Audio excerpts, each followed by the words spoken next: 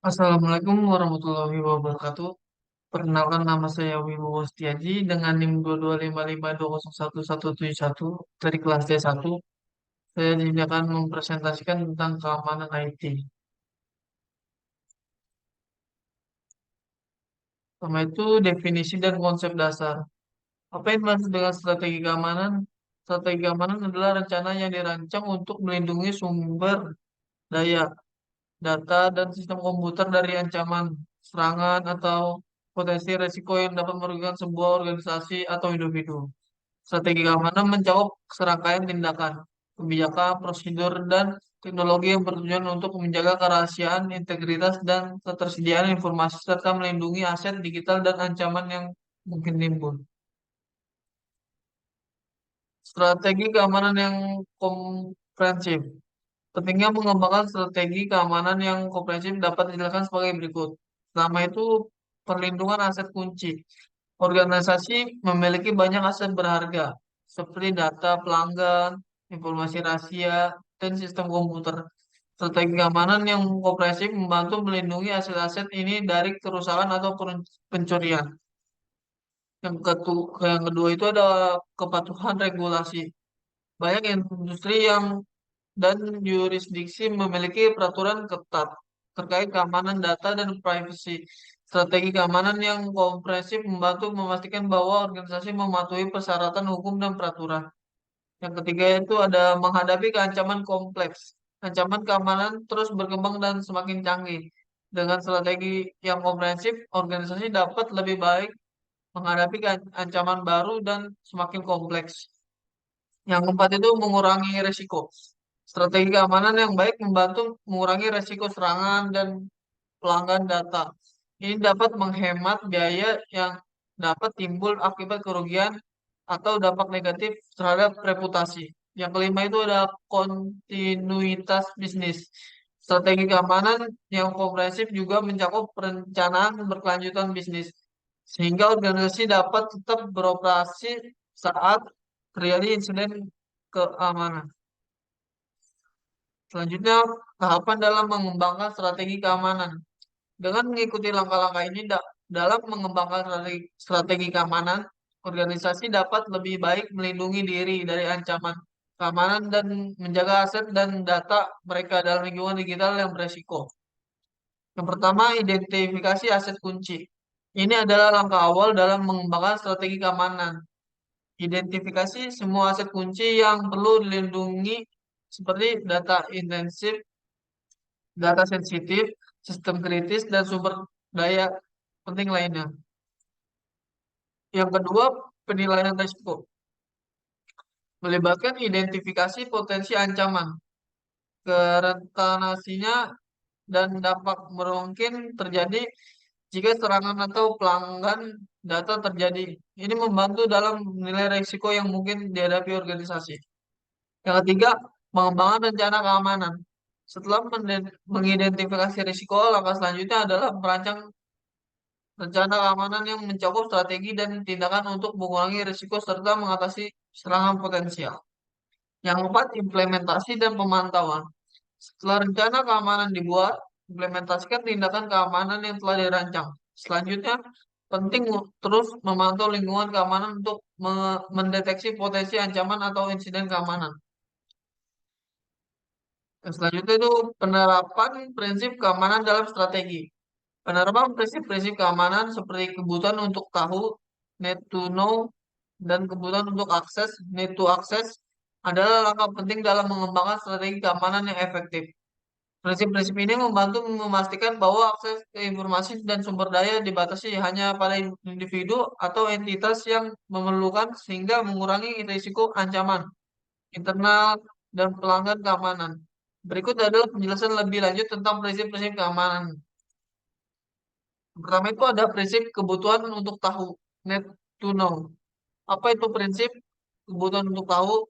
Prinsip kebutuhan untuk tahu adalah pendekatan di mana individu atau entitas hanya diberi akses ke informasi atau sumber daya yang mereka butuhkan untuk menjalankan tugas atau tanggung jawab mereka.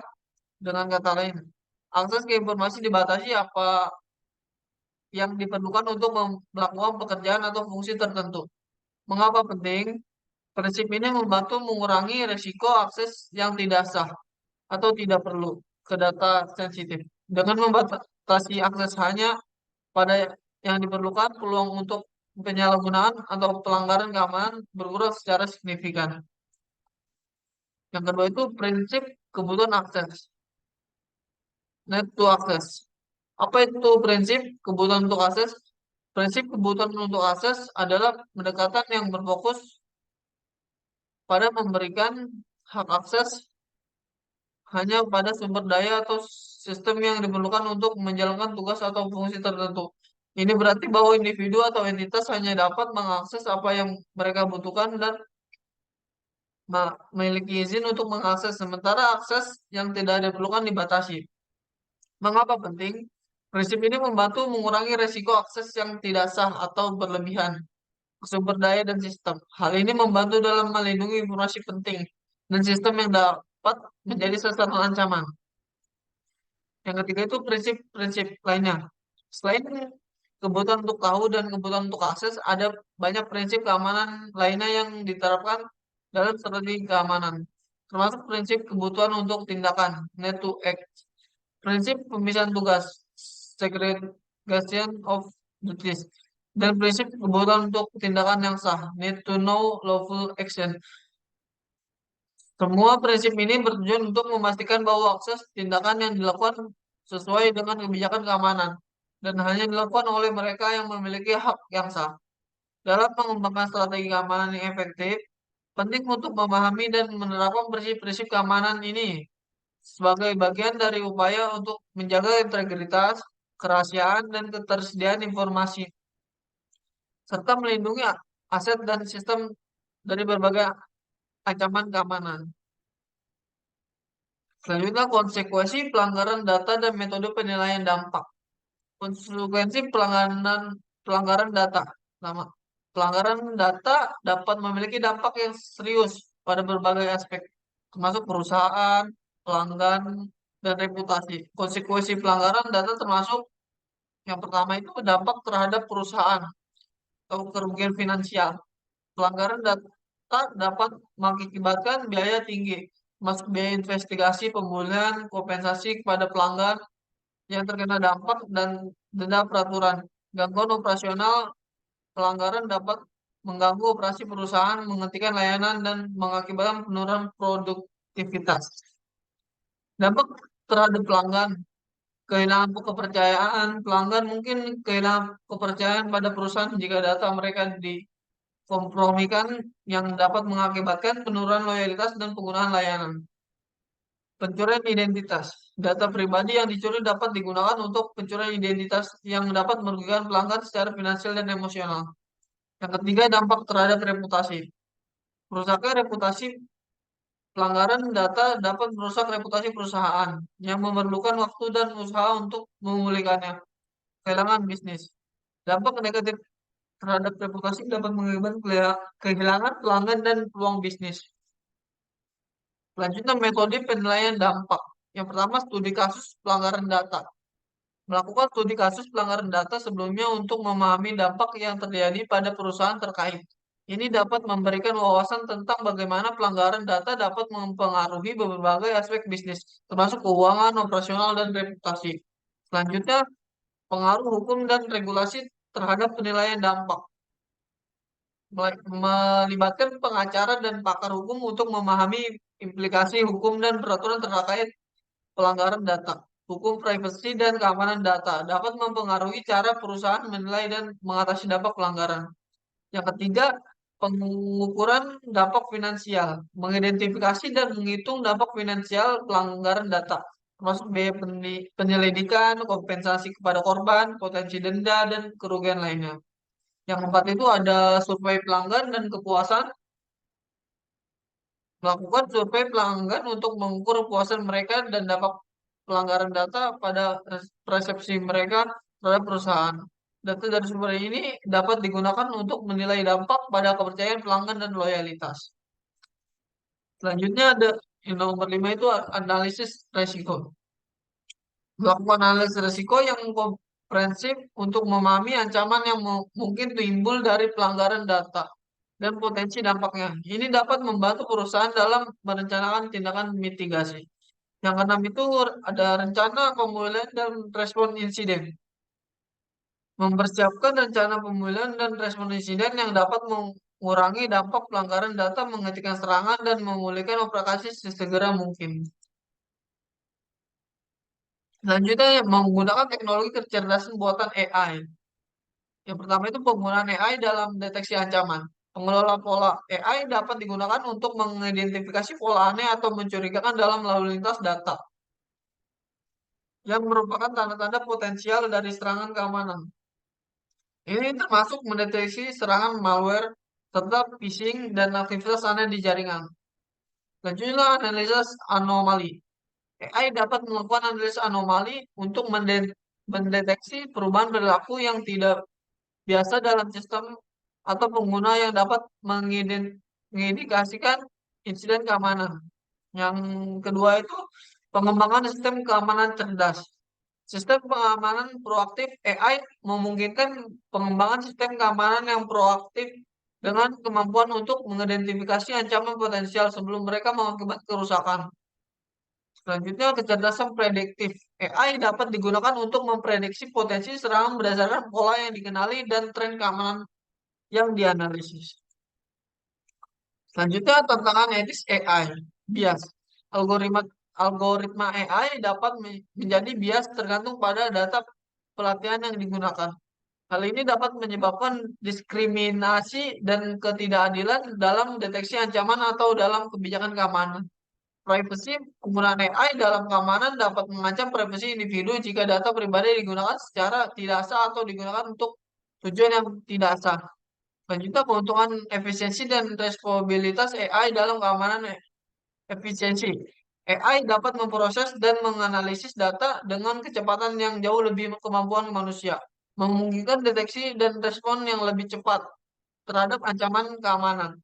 Responsibilitas AI dapat bekerja selama 24 jam tanpa kelelahan, memastikan pemantauan dan perlindungan yang berkelanjutan terhadap ancaman. Mengembangkan kesadaran dan pelatihan. Meningkatkan kesadaran keamanan dan memberikan pelatihan yang efektif kepada karyawan adalah langkah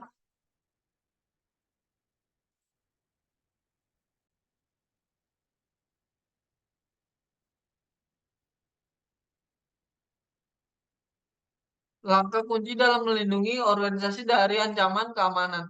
Dengan keterlibatan dan pendidikan yang baik, perusahaan dapat membangun budaya keamanan yang kuat dan mengurangi resiko pelanggaran keamanan. Pertama, mencegah keserangan internal. Serangan internal seperti insiden karena kelalaian atau penyalahgunaan dapat dihindari dengan meningkatkan kesadaran keamanan di kalangan karyawan. Ketika karyawan lebih sadar akan praktik keamanan, mereka cenderung lebih berhati-hati dalam mengelola informasi dan sumber daya. Yang kedua, mengurangi ancaman eksternal. Karyawan yang sadar keamanan dapat menjadi pertahanan pertama terhadap serangan phishing dan upaya penipuan lainnya. Mereka lebih mungkin untuk mengidentifikasi pesan dan tindakan mencurigakan. Yang ketiga, kepatuhan regulasi. Meningkatkan kesadaran keamanan membantu perusahaan mematuhi regulasi yang menuntut langkah-langkah keamanan tertentu, seperti perlindungan data pelanggan. Selanjutnya, pelatihan dan pendidikan sebagai alat untuk meningkatkan kesadaran. Yang pertama, program pelatihan keamanan. Melakukan pelatihan keamanan rutin kepada karyawan untuk meningkatkan pemahaman mereka tentang ancaman keamanan, seperti phishing, malware, dan praktik keamanan yang aman. Memastikan bahwa pelatihan mencakup kasus nyata dan contoh-contoh konkret untuk membuat pemahaman lebih praktis.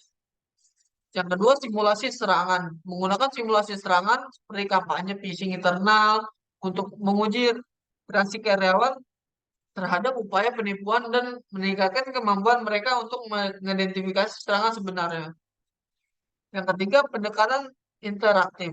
Menggunakan metode interaktif seperti permainan, perdebatan, dan studi kasus untuk melibatkan karyawan secara aktif dalam pembelajaran keamanan. Yang keempat, keterlibatan karyawan dalam budaya keamanan. Mendorong karyawan untuk melaporkan kejadian kecurigaan atau insiden keamanan serta memberikan intensif atau pengakuan untuk keterlibatan ini. membangun budaya yang mendorong transparansi dan tanggung jawab dalam hal keamanan. Selanjutnya, praktik terbaik dalam pelatihan keamanan. Yang pertama, program pelatihan yang efektif. Menciptakan program pelatihan yang sesuai dengan tingkat pengetahuan dan kebutuhan karyawan. Menyediakan akses ke sumber daya pelatihan tambahan seperti video, tutorial, dan sumber daya daring. Yang kedua itu ada keterlibatan karyawan dalam budaya keamanan. Melibatkan karyawan dalam pengembangan kebijakan dan praktik keamanan perusahaan, mengadakan sesi refleksi dan evaluasi rutin untuk memeriksa keefektifan program pelatihan dan budaya keamanan. Sekian dan terima kasih. Kurang lebihnya mohon maaf. Wassalamualaikum warahmatullahi wabarakatuh.